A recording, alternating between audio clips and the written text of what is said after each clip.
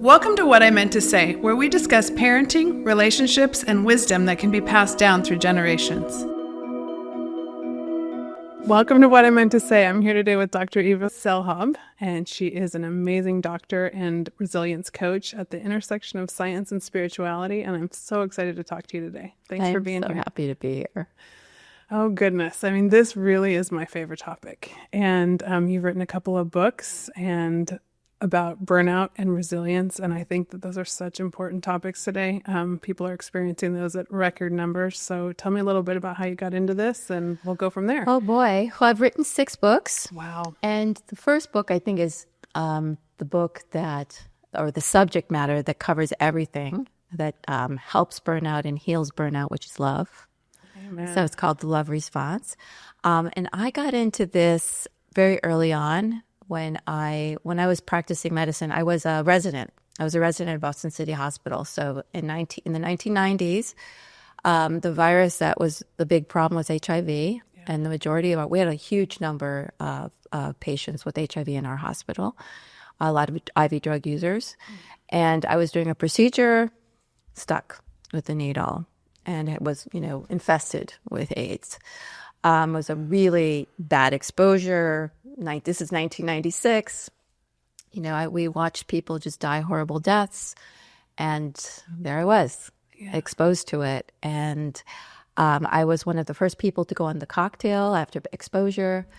And so being experimented on with 14 pills a day for 6 weeks. Oh, wow. So that was a period of, I was in the end of my second year of my residency. Normally it's 3 years, and then you go on to do a fellowship if you want to, which was my plan, to be a pulmonologist, work in the intensive care units, and sort of put a stop on things. And, I was completely distressed. I cried all the time.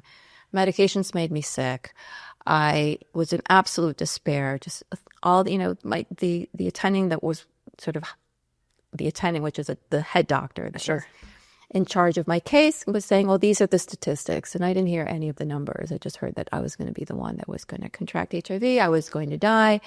I was going to suffer. I was never going to find love. Who's going to love me now? I was not going to find work. I owed $200,000 in medical school loans. How am I going to pay off my loans? My parents are going to be stuck with my loans. They co-signed, and all the shame around that. And I was just in despair 24/7. Yeah. And the only thing that got me through were my friends and family. And even my sister had said to me at the time, she said, I can't believe it's taken 28 years for you to learn how to ask for help. And something this devastating. Because I was just strong, I can do everything. Everybody relies on me. I don't rely on anyone. And so during that 6 weeks, I did the bargaining. And I was like, if there is a God, which I'm not sure there is one, but if there is one, I promise you, I'll work harder, I'll be kinder, I'll be more compassionate, I'll be a good girl, sort of. Not in those words, but you get the drift. Yeah. And just let me live. And I promise. So 6 weeks went by, I retested, was not HIV positive, and I said, okay. Now I have to hold up my part of the bargain. I still had to wait a year. They'd be tested every couple of months, but I was out of sort of the danger zone. Okay. And I said, okay, well, do I really want to do what I thought I was going to do, which is, pulmonary medicine and work in ICUs? And I said, no, I do not. I don't want to risk my life again. And there were a couple of things that came up with that. One is, we have a problem in our country when it comes to death, because this patient was in the ICU. He was bone thin. There was even if he did survive, there was not much that was going to happen for him at that time. And he really was just on a ventilator. Everything was being done for him at that point. And I thought, we have a problem with death in our culture. We have a problem with the honor and the cycles and how to allow things to be in flow. We have a problem with that. And do I really want to be this person who thinks she's saving lives? Or do I want to be someone who supports people to have a life? This really just thought about, am I living my life in fear of dying? Or am I living my life because I want to live? And I started thinking about those things and what do I really want to do? I don't know. But I will do primary care until I figured it out, which I really knew I didn't want to do, but I just couldn't think of anything else within the medical field. And you're trained. I mean, within the medical field. Sure. I know what I'm going to do. So I finished up my residency and started volunteering at the Mind Body Medical Institute, which was part of Harvard, where I was a doctor. I had gotten a job there. And while being there, I'm learning about meditation and, mind-body medicine is, meditation, nutrition, exercise, spirituality, social support, nature, all these things that can support somebody to heal, but it was evidence-based. So they were doing research on it. Yeah. So I said, great, I'm going to volunteer there while I'm doing primary care. I'm trying to figure things out. They asked me to be the medical director. I became a medical director at 28 years old, to know what I was doing. But I was learning and I was growing, and I became an expert in understanding stress and stress physiology and its application, and why mind-body interventions help and how do we apply it. And 5 years into that, I was like, I can't do this primary care thing anymore. And I was miserable because they changed the model to what it is today. It was getting changed into this incentive model. Okay, and what year was that? That was sort of 97. Okay. They were starting to change before that, but it was really, they were about to, in 2002, and when I left my job, they were about to change our contracts.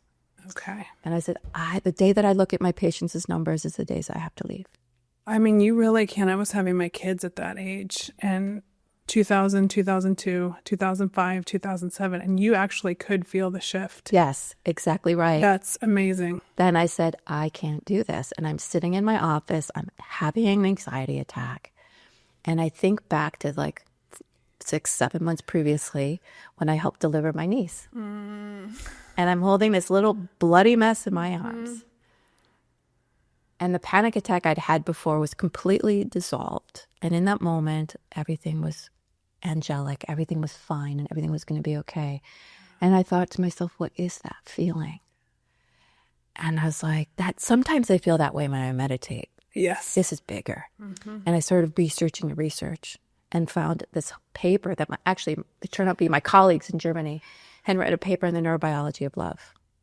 And it was the same physiological response as the meditation. And I said, if I can access this feeling, what is it that I want? And I was like, I don't want this.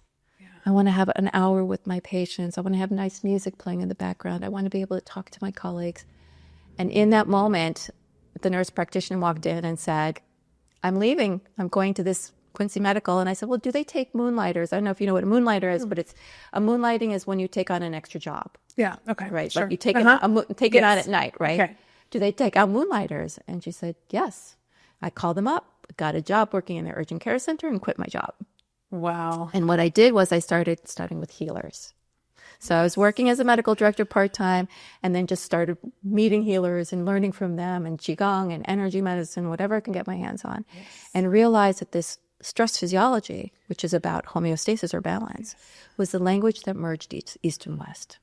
So that's when I opened up my own practice in 2003, merging everything together, doing energy medicine, intuitive counseling, and supporting an individual to heal and to thrive.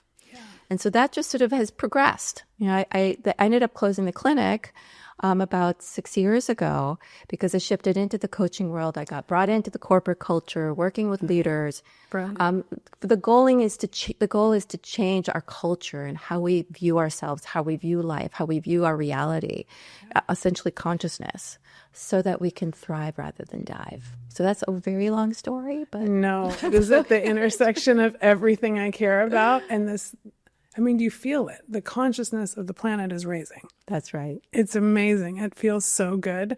But there are so many little steps in doing that. And I think so many of us didn't see it coming, but that now we're starting to resonate on this heart-brain coherence is like happening within us and then expanding out into the world. And that's how I always say what I want for my 4 kids, I want for the whole world. Yeah. And I came through this raising athletes and also have my son's on the autism spectrum. And it brought me into realizing that everything centers around the nervous system. Everything. So can you explain a little bit about how the nervous system and spirituality intersect? Well, I think the thing that's important to remember is that we're in physical form. Yeah. And physical form needs to be able to exist on this planet, which is physical form. Yeah. Okay.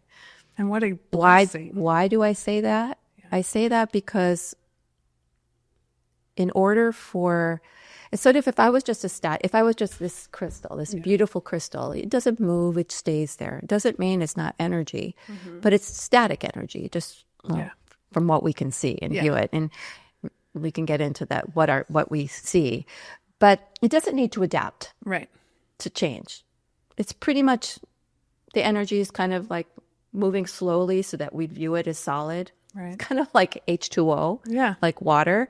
It's either moving really quickly and we can't see it, it's vapor, or it's starting to congeal and move a little bit slowly, we see it as water, or it's really moving so slowly that the way the light reflects off of it, it looks like ice. Yes. Okay, so we are these dynamic beings that's constantly changing and moving in this dynamic environment. And there needs to be a way for us to have some type of signaling system to know when to adapt and when to rest. Okay? So without a nervous system, you wouldn't know when to eat. Right. And you wouldn't know when to put on something cold because the environment's not always going to be the same temperature. Yeah. So for what happens is that our nervous system tells us you're good, all is well. It's what we call homeostasis, which is a steady state of balance. Yeah. Or no, you're not. And we call that stress. Yeah. So people give stress a really bad name, but it's actually just a physiological necessity to exist as a human. Yeah. And there's a huge part in resilience and us leveling up. I mean, if you're even take away resilience. Yeah. Just take away just fact that without stress, if you say you don't experience stress and I say, oh, are you dead? Then you are no longer existing in physical form, because it's in our infinite form as, but again, going back to water, vapor, there's no stress. Yeah. It's just, right? Yeah. Ice can break. So there is stress. Yeah. Okay. So stress is just in itself, the definition of stress is that when something is amiss. Okay. That's all it is. Yeah. That's a state of lack. Yeah. So that the system can right itself to get back into wholeness. So as consciousness, right, as these energy beings, as infinite beings, we're here experimenting of what is it like to be finite. Yeah. Can I remember my infinity and my finite? Can I remember that I'm whole when I'm physically not whole? Yeah. It's very challenging. That's why we live in this duality, because it's I'm in a finite form. Yeah. I truly am. This form is finite. But it's kind of infinite coming into finite to see if I can remember my infinitism in the finite. Right. And I am finite. It's true. And that's what stress exists for, is to let me know when to adjust. Yeah. When to put on something warm, when to put in food in my belly, and when to take care of myself. The problem comes is when the perception, when our limited mind that puts us in finite says I'm not enough. Yeah. And how loud is that message? And then I'm not enough. Yeah. Then that response, stress response fires. That creates all the physiological changes that make me contract even more, which reinforce the not enoughness that put into the fear response. And when I'm in fear, I'm contracted, I'm small, I'm finite. Everything else becomes difficult and other. Yeah. And now I'm in suffering. Yeah. That's why love heals. Yeah. Because love takes away that fear and puts me into that connection of knowing of the infinite. And then I have access to the resources that will support me to shift. So stress with regard to resilience is one in which it exists. Okay. And when I am resilient, I know that I will always have the resources to manage that stress. Yeah. When I'm burnt out, I think I don't. Yeah. And I'm working so hard in that hamster wheel until I'm burnt out versus I'm going with the flow of the river and I flourish. Yeah. So if you look at resilience, it's a bell-shaped curve. Yeah. Wellness is in the middle. Burnout, resilience, or flourishing. Well, resilience is a bell-shaped curve. So we've got flourishing, fitness, if you will, as an athlete, and you've got burnout, or illness. Yeah. And most of us somewhere in here, most people here, right? So something comes along, boom. We want to be here. So if something comes along, maybe we get pushed up a little bit to wellness. Yeah. And then the tools we can employ or what you Exactly. work with people on. Exactly. Yeah. Well, one is, first of all, self-awareness. That's number one. Amen. What am I feel? This is going back to the nervous system, Yeah. because nobody knows what's going on inside of you except you. I mean, yes, you can go to psychics and healers and all stuff, and, Sure. and they can intuitively feel things, but nobody has the same filtering system as you. Yeah. Your brain and your body, this physical form you're in, filters the infinite and then perceives. Yeah. And so until you can shift that perception, you'll hone in. Yeah. And your emotions will do that to you. Right? Right. So if one can have the self-awareness of just how I'm feeling, Right. because your senses are informing you about your environment. So that's number one. And the next one is nervous system safety. Get the nervous system back into safety mode through stress regulation, because when I do that, then I can use my mind to discern what's going on. Then I have access to tools and resources. Yes. Right? That's why behaviors are so hard to change. Absolutely. Unless you create that safety, it's very hard to have access. Yeah. Then we want to actually also meet it with a lot of self-compassion. Mm-hmm. A lot of self-love, Yes. because we're human. We are finite, 100%. And then once we do that, we can reappraise and make better choices. That is such a calming bridge to thriving, instead of, I mean, part of the reason I named my company Be Better is because the emphasis is on the be and not the do, because living in do culture, like doing, there's so much burnout in that. Mm-hmm. And we're taking things in from the outside. We're letting that external motivation, make us do things that maybe aren't aligned with ourselves, but the world's telling us, oh, you got to do this, you got to be this. And it's that time to sit in quiet. Somebody asked me that yesterday, like, if you could have, what's your one piece of advice? And like, learn to sit in quiet and be able to sit with yourself. And it's so uncomfortable, but at first, and then you find the people that can support you in that ability to sit in quiet, and you can sustain that, and then you find out what's going on the inside. But so many people we're so afraid to find out. I mean, I know I was in that position. And then I work with people now, and they say, oh, wow, how'd you learn all this? I was like, wow, really slowly. Really, really slowly. But it's all the little things. And the words that keep coming in for me lately are the mundane is sacred. Mm-hmm. It's learning how to do the little things that don't feel like they matter, because we want that big thing that's out here. Mm-hmm. And now when I look, I back it up, and I'm like, wow, it was just getting that walk in, getting that when I feel a certain way, knowing I need to just take a walk out the front door, or, grounding on the beach, or the littlest things that just slowly stack up. And then all of a sudden you find yourself in a place where you really want to be. But if you keep running that engine when everything is kind of a miss, that's where the burnout came in big time for me. Well, and it's also, there's so much in what you said, and like the coach in me is like, Yeah. I mean, in the correction. Okay. Yeah, go ahead. And only because, what I really want to do in the world Yeah. is change our narrative. Okay. Tell me. And the way that we say things, and the way that it's like saying, oh, the big things and the little things. Yeah. Like, well, where'd that come from? Why is that big and why is that little? And where you want to be, well, that means that where I am right now is imperfection. Well, that's what it felt like. Well, no. Yeah. Again, that's the limitations of the mind. Yeah. Right? Absolutely. And it's going to take so long. It doesn't have to. No. And it's right. going to be so much work. It's actually freedom. Yeah. I say I'm in the freedom business. Yeah. Because when you say, oh, you need to work on yourself, I'm like, Yeah. Or so heavy. The concept of healing, that we always have to keep That healing. there's something wrong with it. Yes, I agree. As opposed to this is the exact perfection. Yeah. Right? So this sort of changing this sort of idea of like, it's the small stuff that we want to appreciate. But when we're in this state of richness, when we're in a state of love, everything is magical. I would totally Right? agree with The that. extraordinary Yeah. is ordinary. The ordinary is extraordinary. Yeah. Magic is normal. Yeah. And so, but that's an inside job.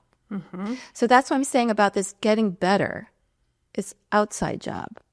So the first thing is changing the narrative of not looking outside of ourselves Totally agree. at all. Yeah. Okay? Don't look outside of yourself. All that's a story. Right. It's all a story. Well, I want to be seen. I want to make more. Okay, great. And then what? Totally. Right? I've played that game. Right? And then what? Or I say this. Okay, so what? I feel like I'm nothing. So in one of my meditations, I was like, well, I feel like I'm nothing, and and so my higher self said, so what? You are nothing. Yeah. And I went, oh yeah, I am nothing. I'm everything and I'm nothing. Yeah. The first time I heard that, Caroline Myss has an amazing talk on YouTube. I was like, so what? So what? So what? Yeah. So what? And the truth is, yeah, you are nothing. And yeah, you are invisible. And you are all these things because you're consciousness. And in consciousness, nothing is. Okay? And when you're sort of like, if you feel like air, right? Air doesn't need to eat. Air doesn't need to have pleasure. Air just is air. Yeah. Right? And so it's like, we don't want to say bad things to ourselves because we think they're bad, as opposed to they're just words. Yeah. Right? It's sort of like understanding that in the infinite, everything exists. I'm nothing and I'm everything. Absolutely. Right? I'm light and I'm dark. It's an andism, right? So we go back to just being aware of where I am and honoring it. Yeah. So it's not having to be anything other than happy, sad, up, down, in, out, and then checking in with the nervous system. Yeah. And then filling that space up with so much love. Yeah. And yes, and there's tools to do each one, but it doesn't have to take that long. It really, that's one of the things I find working with people. It doesn't take long. I work myself out of jobs very quickly. Yeah. It's just about helping people sort of align, watch their words, and watch the words and how they're creating limitations. Yeah. How they're bringing you back into the finite, and how do we get back into the infinite? Yeah. And we're doing it all the time. Yeah. Do you work with any young people? I do. I do. I used to work with them a lot when I was in my practice because their parents would send them to me. Oh. And, I finally said to them, look, you can't have your kid like me more than they like you. I said, you need to do this, and then they'll learn from you. Yeah. But yes. That is a definite thing. Yes. Parenting from a point of fear is a terrible place to be. Exactly. Yeah. But I love working with like the teens. Yeah. Yeah, they're ripe for this sort of thing. Yeah, they are. But there's also so much coming in for them that keeps them in the place of the finite, and I don't know if there's different language that you would use with younger generations than always. Yeah. Everybody gets a different language. Yeah. I mean, you have to meet people where they are. Yeah. And I think that's just one of the things that people need to feel is not different. They need, or different in a way that they're special, but also that there's not something wrong with them, that they're not being talked down to. And when we look at our country and the divisiveness that's in our country, is because people are talking down to each other. They're being labeled, as opposed to you're exactly where you are. Yeah. Exactly right now, and that's perfectly okay. Yeah. And you don't have to do anything. And there's no shoulding, there's no needing. There's exactly where you are right now. So figuring out where is that person right now and talking to them from there. Yeah. And not creating that us in them. That's always, I see that a lot with my kids, with people, and I don't watch the news anymore. Like I feel like it's all going on. And then there's this, for me, kind of a divine place above that where all of this light work is going on. And it feels so much better to work from that place.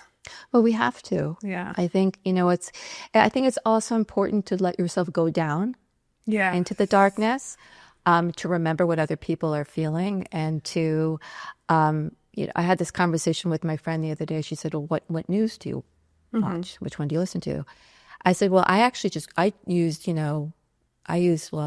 a new search engine, but let's just say I just Google it. Yeah. Right? I'll say, what's happening in Sudan? Yeah. What's happening in America? And then I read all the different news sources. Yes. I mean, like the headlines. Sure. But she goes, but don't you have one that you like most? I said, no, I even if I did, I wouldn't. Yeah. Because I want to see what is going on out there. Yeah, the I want to algorithm. reveal what other people are thinking and feeling. I want to know what humanity is going through right now and what the distortions are. Sure. So And there's a lot of trusting your own gut. Discernment is so huge right now with how much information is out there, I think, and also being out in the experience. Like I went down last Friday, I went down to Homeboy Industries and they're in Chinatown, downtown LA. Okay. And Father Greg Boyle has done this work for 30 years. I don't know if you've ever read any of his work. I haven't, but I've heard of him. His mission is to rehabilitate gang members and incarcerated people. And the industry that he has built by loving with such amazing boundaries and but it is complete love. You walk into this building, the culture is like, it will give you chills. The I'm getting them right now. are amazing. And it's like, why can't we replicate this?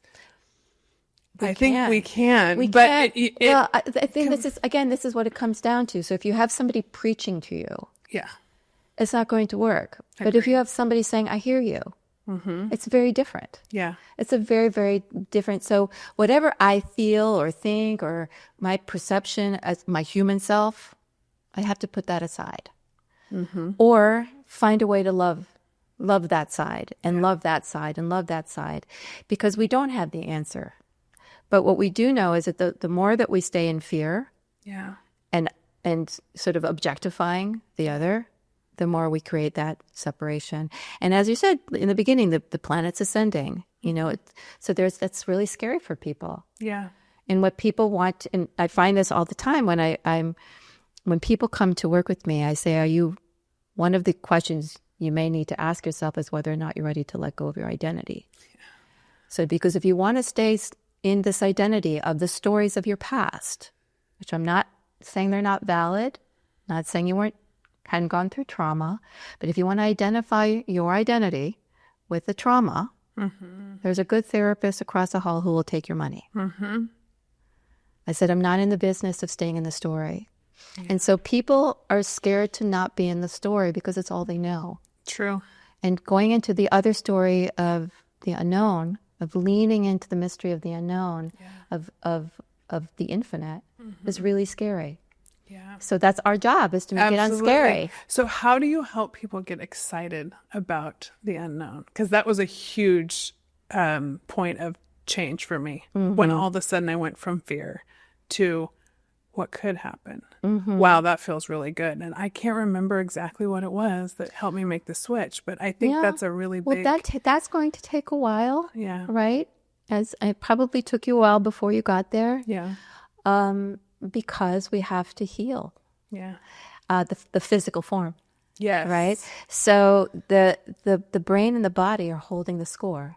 Yeah. And as we tell a story, it holds it in time and space, right? In this time and space, which is finite. Yeah. So if something happens and which triggers a feeling in me, and then I go, lock in. Yeah. And then that locks in all the behaviors, memories, reactions, stories, lens. Yes. To keep perpetuating that history, that trauma. Yeah. And I've locked it in. It becomes an energy. Yeah. And it's an energy that affects my lens. So the first thing is, like I said, just being aware, giving it a lot of love, creating nervous system safety so that when I'm open, I'm open. And the more I have experiences of this openness, and then I notice that I've moved from the AM channel to the FM channel, the Sirius channel, and that there's infinite possibilities when I'm in this channel, and it starts to actually happen to me, then I'm starting to reprogram this finite experience into something more optimistic and positive. Yeah. But again, this happens quite easily by changing language. I'm going to do an example with you. And it just how simple it is. I do this with like groups of thousands of people. But think about, and you may not do this anymore, given everything you've done, but think of a situation that you might say, I should have. And all the listeners, I should have exercised today. I should have eaten healthier yesterday. I should have called my parents. I should have, I should have checked in on my best friend. I should have, okay? And just when you say it, notice what happens in the chest. Yeah. Don't tell me, just notice, like I should have. And when you feel that, notice the emotions that come along with it. Notice how you feel about yourself. And then notice whether or not how like motivated you are to now go and do whatever it is you should have done. That's it. Now you're going to say the exact same sentence, but use the word could. I could have. And notice and tell me what happens here and here. Yeah. What happens? It opened up. It opened. The lightness just The went. light. Yeah. And now I'm in infinite possibilities. Yeah. You're taking accountability. It's not Pollyanna. Yeah. It's not saying, oh, yeah, everything's fine. It's saying it just has a lot of compassion. Could is compassion, should is shame. Yeah. Oh, I love that. Okay? Okay. So in compassion, I can be accountable because I'm not bad. The behavior might have been bad. I don't like to use the words good and bad anyway. Yeah. But the behavior may not have been something that was beneficial for myself or my species, which we have now labeled bad. I really encourage people to take those two words out of their vocabulary. So describe it, right? Yeah. That behavior was not the best thing to do for somebody I love. Okay, I can be accountable for that. You could also do a self-inquiry of why and have compassion for that as well. But when we say could, it opens the door for that. And also opens the door for the possibility that I will do it. Yeah. Right? Should just knocks me out. And I'm like, screw that. Screw everything. I'm going to go have a pint of ice cream. Yeah. Because I'm such a bad person. Right. Yeah. Okay? I mean, it zaps your energy. Yeah. One word. Absolutely. So, I heard you say self-inquiry. Can you explain to people what self-inquiry? what that process looks like? Absolutely. Yeah. So the other piece of this, of finding ways to shift our words. Words have energy. Words have a physiological response, as you saw from this very quick and easy exercise. That the difference between finite and infinite possibilities, no possibilities. Like what I say, like impossible with an N versus impossible with an M. Okay. Right? Yeah. Is a state of thinking you know everything and being curious. Yeah. Okay. So the minute you label, you're stuck.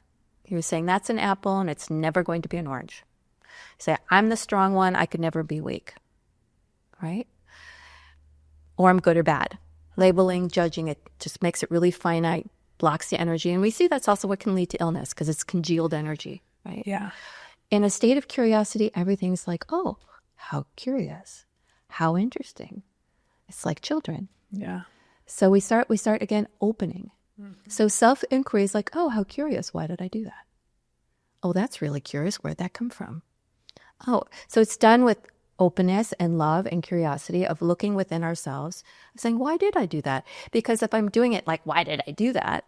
I'm going to push it away. Yes. I don't want to feel the shame. I don't want to feel the not enough that I felt my whole life. I'm going to block it off. It's what people do. And then I'm going to project it on other things or inflict more damage on myself. So either people inflict damage on themselves or they inflict it on others because they don't want to feel that. Yeah. Okay. But if I look at it with open inquiry, well, how interesting is that I did that? It feels so different. It's very different. Yeah. Yeah. Like, oh gosh, I have so much compassion for you. Yeah. I mean, that's so human of you. And now we have self-compassion and shared humanity. That was so human. Yeah. So self-inquiry is also self-forgiveness, self-compassion, but it's curiosity.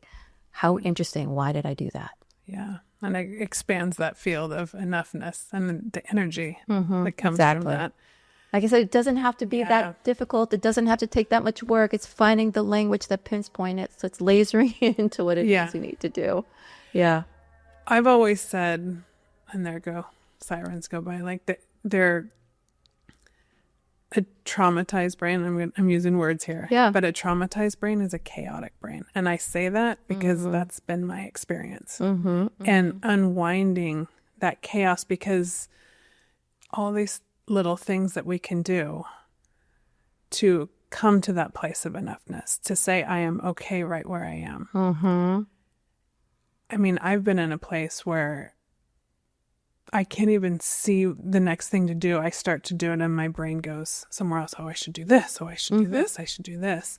Can you talk a little bit about what that is? Because it's taken a long time to retrain that, but it's a place that I never want, like if I can help people not feel that state of overwhelm. Yes. Well, so this is the thing. If you think, let's go back to the way our brains most likely evolved as our ancestors. We had to multitask. Yeah. You couldn't focus 100% on, chopping Absolutely. that wood. You had to make sure that some predator wasn't about to get you, or, when the drop of your senses were on high alert. You were in a place that's what we call relaxed alertness. Okay. So what we've now given the label of ADD as bad is actually something that probably was supported for natural selection. Yeah. But because we're forced to do these things that everybody says we should do and sit in a classroom and follow this protocol and do it this way, it goes against the grain of what's natural. So our brain bounces. It bounces. Yeah, so rather than saying it's bad, saying, oh, there goes my brain bouncing, I'm going to bring myself gently back to this focus. Yeah. So it's a mindfulness practice. Yes. And I was going to say meditation is really what got me there. So but that mindfulness makes is sense. specific. Okay. Specifically mindfulness. Non-judgmental. Yeah. Observing or witnessing of the present moment. Yeah. And then we usually like to add with compassion or appreciation. Yeah. Oh, how curious. There goes my brain. So when I'm teaching people to meditate, I say, your thoughts are going to go. Just say thinking, and bring your focus back to whatever the focus is. Yeah. So it's gently shift myself back to this focus. There's no wrong. There's no right. I don't need to be anything other than who I am. How wonderful is my brain that I can multitask? How wonderful is my brain that I can think of multiple different things at the same time? How wonderful is that? Yeah. So rather than wrong it, how wonderful is it that this is the way I'm wired? How can I use it to my benefit? Yeah. That's same thing with stress. How can I use it to my advantage? Yes. But if I wrong it and I shame it, I'm going nowhere with it. Yeah. And if it's something that feeds me back to trauma, I have opportunity to heal something old. If I'm reacting in a way that feels misaligned with how I would like to be, let's say in alignment and peace, which we're not going to be in, we're finite. Yeah. We're in finite form on this finite planet. And so you're going to be in a place of peace and then not. You're going to be sitting here feeling comfortable, and the second you're going to be uncomfortable, and guess what? You're going to shift positions and get comfortable again. That's how this works. Yeah. Okay? Yeah. So you'll be in chaos, and then you're in balance and chaos, and that's just how it works. Yeah. But to wrong that is going to make it worse, and that's what the trauma has done. Yes. So if I'm doing that, I go, oh, how curious. I'm shaming myself.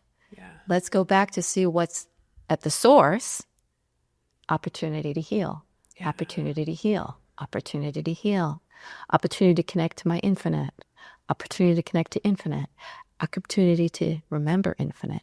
I am infinite. And now we're in that space. Mindfulness helps us do that because it brings us back into the present moment. The brain wants to jump into tomorrow or yesterday. So it jumps into stories, and there's all a story. Yeah. Whatever it is you want to do and whatever it is that happened is talking about something that doesn't exist. The only thing that exists is what's happening right this very second. That's why mindfulness is so key. Yeah. Non-judgmental observation, moment-to-moment awareness. Yeah. Love and compassion and appreciation. Now I'm here. I'm not there. I'm right here. But if I do go there, I go, oh, there I go. Bring it back. Yeah. I have a funny story. I was giving a talk on mindfulness. And it was this huge room, and there's a big skylight. And I'm talking to all this huge group of women, and I'm talking about what we're talking about. Yeah. And I'm talking, and I go, oh, squirrel. Yeah. And the squirrel had run across. For real. For real. So I'm talking, and there's a mindfulness, squirrel. And then I come right back to talking. You're like, see, it happens to me too. Squirrel. But that's non-judgmental observation, coming back to the focus. Yeah. That's It beautiful. was perfect. It was hilarious. Yeah, and there really is so much judgment out there. Like when you bring up the ADHD and how often we hear about that, how often we hear about the medicating of that, and the way that the world has gone for, so many kids and the adolescents, and then through college. I mean, I've seen these stages through all Yeah. my kids and how different it was for us versus what is expected of them. That's And right. That's right. Let's turn everybody into a robot and a cookie cutter of what we think they should be in order to be successful. Who decided that? Right? Who decided what success is? So these are all external values Yeah. that we think are going to determine our value, as opposed to I'm valuable because I exist and because I get to be here. Yeah. I get to have a human experience, and what's that going to look like? And that's what the second book we wrote was called Your Brain on Nature. I wrote it with a naturopath. And we released in 2012. We wrote it in 2010 with the advent of screen time and what was happening to the brains. And people were becoming more depressed. There was more attention deficit, more anxiety, less empathy. And they found that even when children had a view of nature, they got better. When you got them out exercising and out in nature, they were better. People heal faster. They exercise without noticing that they're in pain or tired with nature. And this advent of more screen time was actually making us sicker as a population. And that was 13, 14 years ago. So you can imagine what's happening now. So when we were growing up, our parents were like, don't come back until dinner. Absolutely. I'm Gen X, Yeah, me too. And honestly, the best games were after school. Like the whole neighborhood was your playground. That's right. You organized games that you created out of your own mind. Nobody else had ever heard of them. No, Occasionally there was a capture the flag that everyone was playing, but like we had so many different games. That's right. And you had to be creative. Yeah. And that's the key. The key to longevity, resilience is curiosity, love, being present, joy, creativity. So it's not to say that the screens and the games that these kids are playing, they're not advocating for, because their ability to connect with consciousness is much better than ours, because computers are doing that. The computer is this, they have their idea of like the World Wide Web is like this, allows for that vastness of that mind to be like of infinite possibilities. What it's lacking is the nature part, and it's the flow of nature, the vastness of nature, what we learned from nature, and those being combined can really help our kids, I think. Yeah. And I mean, that's probably why you hear that all of the Silicon Valley guys were sending their kids to the Waldorf schools, right? They knew before we did what this was going to do. Exactly. And yeah, I mean, that it really is, it's the key to everything. And we're back to the mind-body connection. You cannot heal in one or the other. It's both. It's both. Yeah. Yeah. So amazing. Cool stuff. It's such cool stuff. And, I always say, I kept coming from the athletic background. The little things that I was learning when people are trying to squeeze 1% more out of their performance. But then I started learning those things, and all the biohacking was coming in and all these things. And it's like, but all of those things work for everybody. All of our brains are working very similarly. Exactly. Yeah. And so giving people access, not just to the science of high performance, but to the spiritual realm of what it means to be human is so powerful.